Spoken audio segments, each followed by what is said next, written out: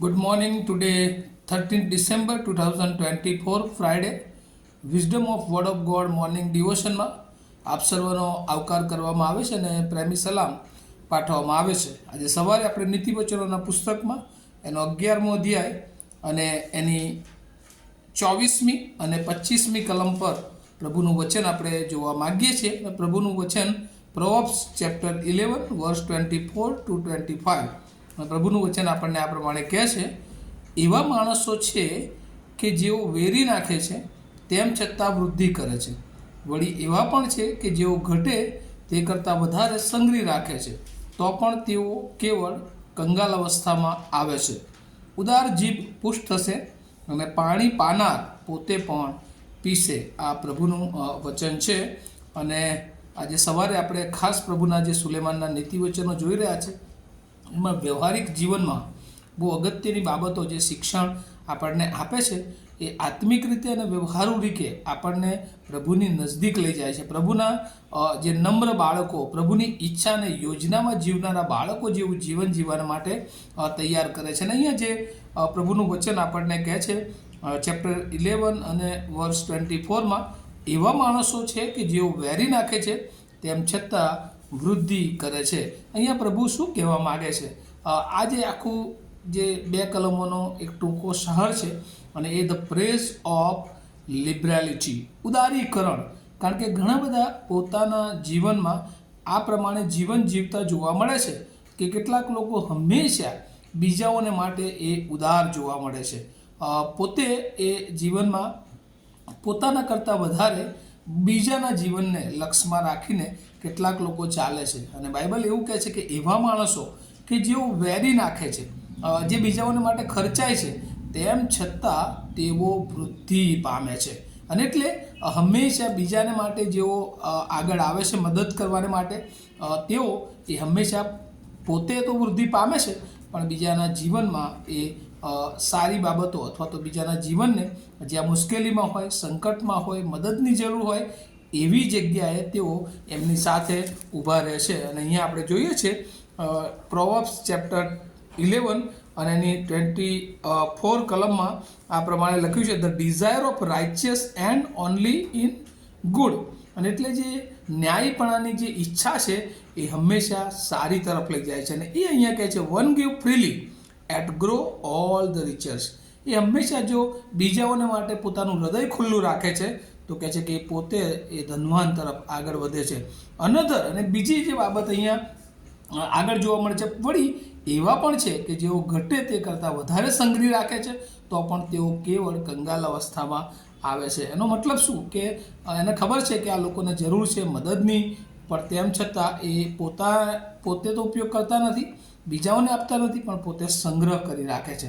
અને કહે છે કે એક સમય એવો આવે છે કે તેઓની પાસે ઘણું બધું હોવા છતાં તે પોતે પણ તૃપ્ત થતા નથી અને તેઓ એ કંગાલ અવસ્થામાં આવી જાય છે.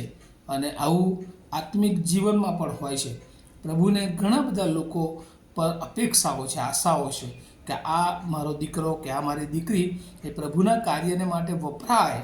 પણ જેમ પેલા તાલંતો દબાવી રાખે છે, અને પણ ઈશ્વર એ આપણને તાલંતો એટલા માટે આપે છે કે આપણે એનો ભરપૂરીપણે સેવામાં ઉપયોગ કરીએ. કોઈને ગાવાનું તાલંત, કોઈને વગાડવાનું, કોઈને વચન આપવાનું, કોઈને શિક્ષણ આપવાનું, કોઈને કાઉન્સેલિંગ કરવાનું. પણ જો આ બધા તાલંતો જે ઈશ્વરે આપણને આપ્યા છે જો એ દબાવી રાખીએ છીએ તો એનાથી એક દિવસ એવું આવે છે કે આપણે તો એ તાલંતોમાંથી બહાર નીકળી જ જઈએ છીએ, પણ જો એ બીજાને માટે ઉપયોગી થનાર હોત પણ આપણે એનો ઉપયોગ કરતા નથી. આજે સવારે પ્રભુનું વચન આપણને એ પ્રમાણે કહે છે કે આપણી પાસે જે કંઈ છે એમાંથી હંમેશા આપણે બીજાઓને મદદરૂપ થવું જોઈએ. અને નાતાલનો સાચો આનંદ આ જ છે વાલાઓ.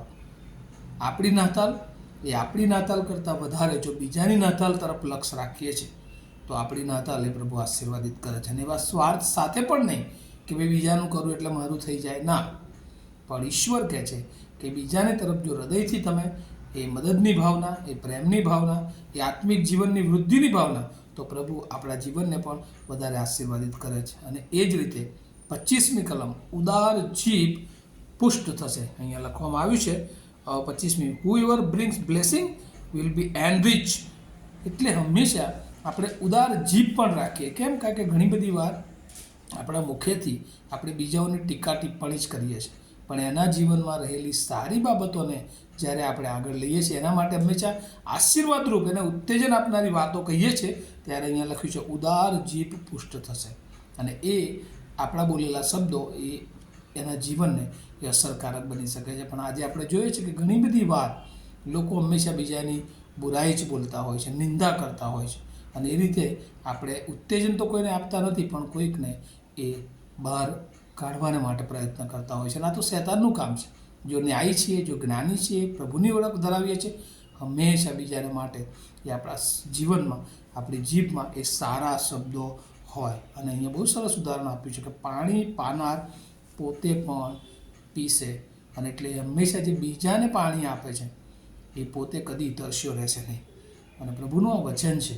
અને એટલે આપણે જોઈએ છે કે જો આપણે બીજાઓને પાણી આપતા હોય, એનો મતલબ શું કે પ્રભુ આપણી પાસે પણ એ પાણીનો ભંડાર એ રાખતા હોય છે.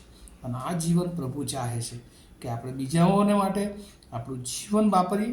પ્રભુ ઈસુ ખ્રિસ્ત પણ આ પૃથ્વી પર આવ્યા. એમણે હંમેશા દેવની ઈચ્છા અને યોજના તો કરી જ, પણ પોતાના જ્યારથી એમની આ પૃથ્વી પરની મુસાફરીમાં સમજણ આપણે જોઈએ છીએ, ત્યારથી હંમેશા બીજાને માટે, બીજાના દુઃખ દર્દ લેવાને માટે, બીજાને મદદ કરવાને માટે, બીજાને પાપમાંથી છોડાવવાને માટે એ પોતે વધસ્તંભ પર બલિદાન બની ગયા. એ બીજાને છોડાવવાને માટે નમ્ર ગભાણમાં એમણે જન્મ લીધો.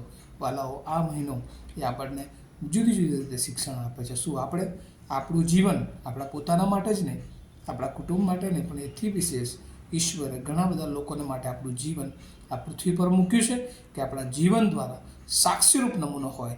અને આપણા જીવન દ્વારા ઘણા બધા લોકો, જેમ પ્રભુ ઈસુ આવ્યા અને આ જગતમાં ઘણા બધા લોકો નાશમાંથી બચી ગયા.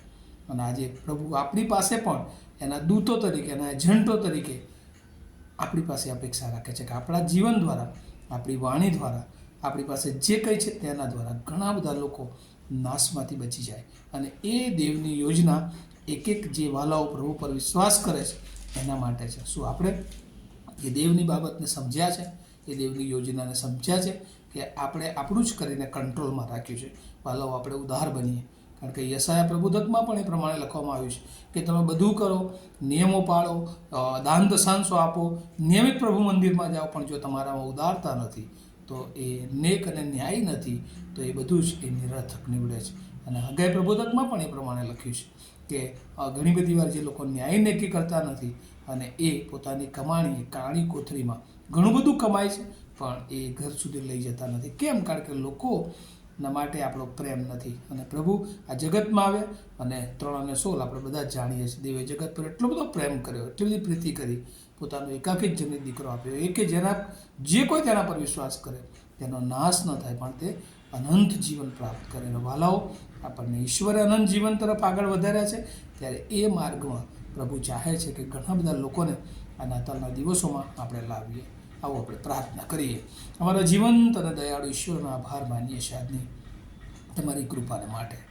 પ્રભુ, ઘણી બધી વાર અમે ઉદારીકરણના ગુણમાં એ નબળા માલુમ પડીએ છીએ. પ્રભુ, અમે અમારો સ્વાર્થ, અમારી વિચારધારા, અમારા કુટુંબને જ લક્ષ્યમાં રાખીએ છીએ. પણ પ્રભુ, તમે તો આ જગતને બચાવનાર ઈશ્વર છો. જગતના એક એક વ્યક્તિઓને પ્રેમ કરો છો. અને પ્રભુ, અમારી પાસે પણ હવે એ જ અપેક્ષા રાખો છો કે અમે અમારું જીવન બીજાને માટે ઓપન રાખીએ. પ્રભુ, એ કરવાને માટે તમે અમને કૃપા આપજો. અમારી પ્રાર્થના અમારા ધન્યતા આપનાર પ્રભુ ઈસુના નામમાં સાંભળો, તેનો સ્વીકાર કરો. આમીન. Have a nice day to all of you. Thank you.